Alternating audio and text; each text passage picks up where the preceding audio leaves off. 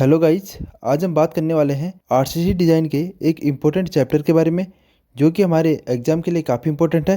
तो इसलिए आपको वीडियो को लास्ट तक ज़रूर देखना है और अगर वीडियो अच्छी लगे तो वीडियो को लाइक और चैनल को सब्सक्राइब कर देना है।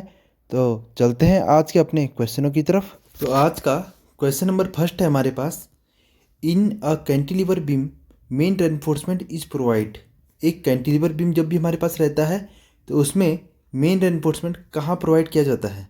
ऑप्शन नंबर ए है हमारे पास अबव द न्यूट्रल एक्सिस, उदासीन अक्ष के ऊपर, या फिर एज वर्टिकल स्ट्रेप्स या उद्गत छल्ले के रूप में, या फिर एज हेलिकल रेनफोर्समेंट के रूप में, या फिर ऑप्शन नंबर डी हमारे पास बिलो द न्यूट्रल एक्सिस, तो उदासीन अक्ष के नीचे।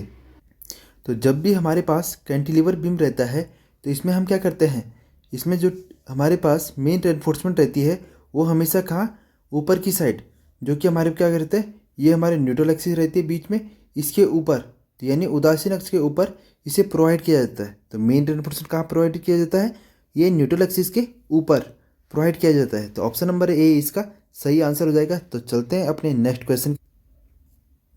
क्वेश्चन पूछा गया है हमें। तो आज का क्वेश्चन नंबर 2 है हमारे पास। क्वेश्चन पूछा गया है, in a cantilever returning wall the stem design moment is.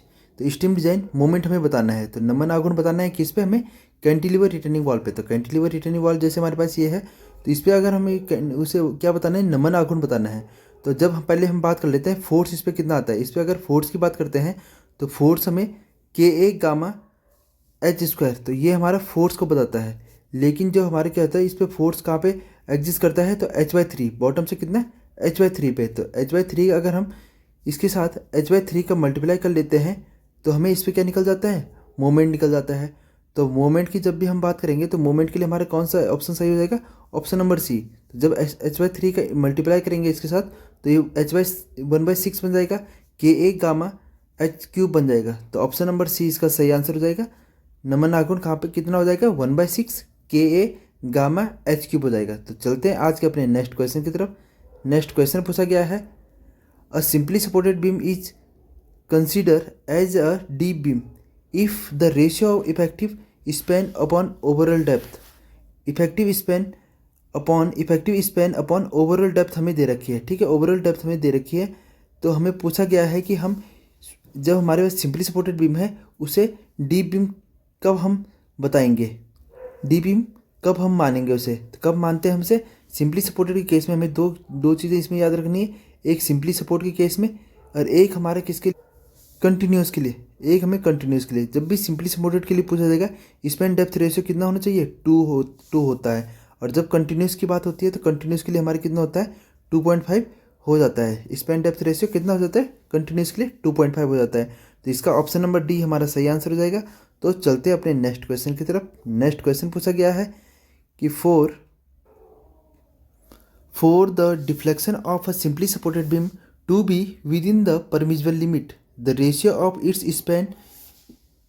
Span to effective depth should be exist. एक हमारे पास सिंपली सपोर्टेड बीम है जिसमें क्या दे रखा है, डिफ्लेक्शन सीमाओं के भीतर रहने के लिए इसमें प्रभावी गहराई और के साथ विस्तृति और स्पैन अपॉन प्रभावी गहराई इफेक्टिव डेप्थ का रेशियो बताना है हमें, किससे अधिक नहीं होना चाहिए, 7 से अधिक या 26 से अधिक या 20 से अधिक या 35 से अधिक। तो इसमें हमारा ऑप्शन नंबर सी सही आंसर हो जाएगा, 20 से अधिक। जब भी हमें सिंपली सपोर्टेड के लिए पूछा जाएगा तो 20 से अधिक नहीं होना चाहिए, किस चीज़ के लिए, अगर उसे क्या था, डिफ्लेक्शन लिमिट के अंदर रहना है। तो डिफ्लेक्शन लिमिट के अंदर रहने के लिए 20 से अधिक नहीं होना चाहिए।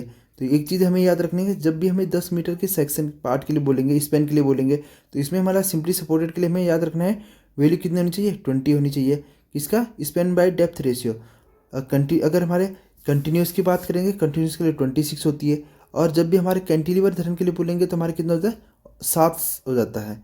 तो इसका हमारा ऑप्शन नंबर सी सही आंसर है। चलते हैं नेक्स्ट क्वेश्चन की तरफ। नेक्स्ट क्वेश्चन पूछा गया है, क्वेश्चन में पूछा गया है, कंटिन्यूस फ्लोर स्लैब जब भी हमारे पास रहती है, सपोर्ट ऑन अ बीम में सपोर्ट करती है, the ratio of a and span length, हमें रेशियो बताना है किस चीज़ का, and span length and intermediate span length का रेशियो बताना है। तो कितना आता है, जब भी धरनों पर अनेकालम फर्श स्लैब के अनंत विस्तृति की लंबाई और मध्यवर्ती विस्तृति की लंबाई का अनुपात हमें बताना है।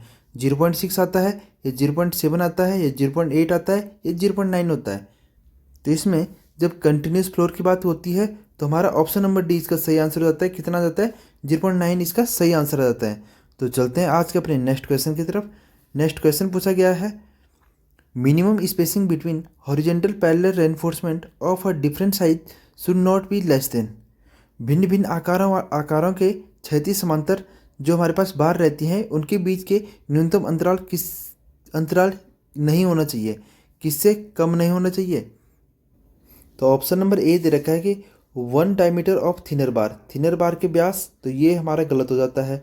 नेक्स्ट हमें दे रखा है कि मोटी छड़ के व्यास के से कम, तो 1 डायमीटर ऑफ थिकर बार, तो थिकर बार हमारे सही हो जाता है। इसमें हमें 2 केस याद रखने हैं।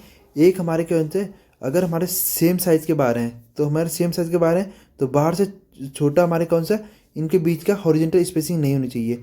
लेकिन जब हमारे अलग अलग साइज़ की बार रहती हैं, एक साइज़ का बड़ा हो गया, एक साइज़ छोटा है, तो हमेशा क्या होता है, जो हमारा बड़ा साइज़ वाला रहता है उससे कम स्पेसिंग नहीं होनी चाहिए 2 बारों के बीच।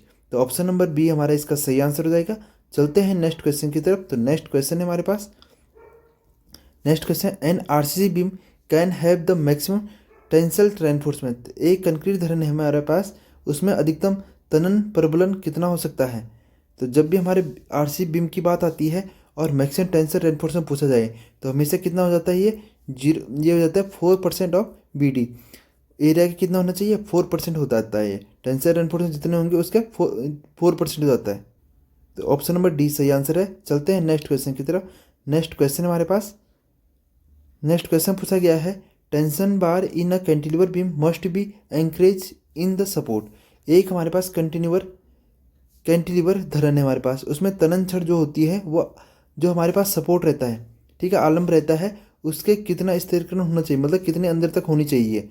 तो हमारा LD है या LD/3 है या 12 है या D है। तो ऑप्शन नंबर ए इसका सही हो जाएगा। कम से कम LD हमारा अंदर ये जानी चाहिए, जिसे हम क्या कहते हैं, डेवलपमेंट लेंथ कह लेते हैं। तो नेक्स्ट क्वेश्चन की बात करते हैं। नेक्स्ट क्वेश्चन है हमारे पास, in case of a reinforcement concrete beam as the percentage of tensile steel increases. एक प्रबलित कंक्रीट धरन है हमारे पास, इसमें तनन इस्पात के बढ़ाने पर क्या होता है। तो जब भी हमारे पास टेंसाइल स्टील हम बढ़ाते हैं तो हमारे क्या हो जाता है, depth of neutral axis decreases, तो ये गलत हो जाएगा। Depth of neutral axis increases, तो ऑप्शन नंबर बी सही हो जाएगा। जब भी हमारे पास कोई भी सेक्शन हमारे पास रहता है, इसमें हमारे पास जब भी हम क्या करते हैं, इसमें स्टील रेनफोर्समेंट बढ़ाते हैं तो हमारे जो सेक्शन होता है ये हो जाती है हमारे पास, ये इसकी डेप्थ क्या होती है, बढ़ जाती है। तो डेप्थ कहाँ से मापी जाती है, ये कंप्रेशन जोन टॉप से मापी जाती है।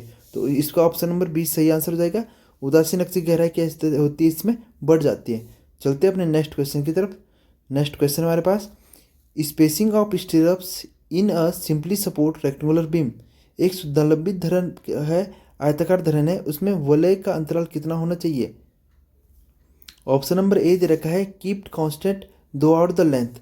जब भी हमारे पास कोई भी हमारे पास बीम है तो इसमें जो हम क्या कर देते हैं, जो हम इसमें क्या देते हैं, स्टीरअप्स देते हैं, तो उनकी स्पेसिंग क्या होती है, यहाँ पे हम क्या करते हैं, यहाँ पे सपोर्ट पे तो हम नज़दीक रख देते हैं, लेकिन जैसे जैसे सेंटर में जाते हैं हम क्या करते हैं, इनके बीच की स्पेसिंग बढ़ा देते हैं। तो स्पेसिंग बढ़ा देते हैं तो धरन के मध्य की ओर घटता है, या इंक्रीजिंग एट द एंड या increasing towards the centre of beam, धरन के मध्य की ओर बढ़ता है। तो ऑप्शन नंबर डी इसका सही आंसर हो जाएगा कि कोने में तो हम क्या करते हैं, स्पेसिंग कम रखी जाती है, जबकि हमारे सेंटर में क्या होता है, स्पेसिंग ज़्यादा रखी जाती है। तो ऑप्शन नंबर डी इसका सही आंसर हो जाएगा। तो ये थे आज के कुछ इंपॉर्टेंट क्वेश्चन। तो अगर वीडियो अच्छी लगी हो तो वीडियो को लाइक और चैनल को सब्सक्राइब करना मत भूलना। तो मिलते हैं नेक्स्ट वीडियो में। Thank you.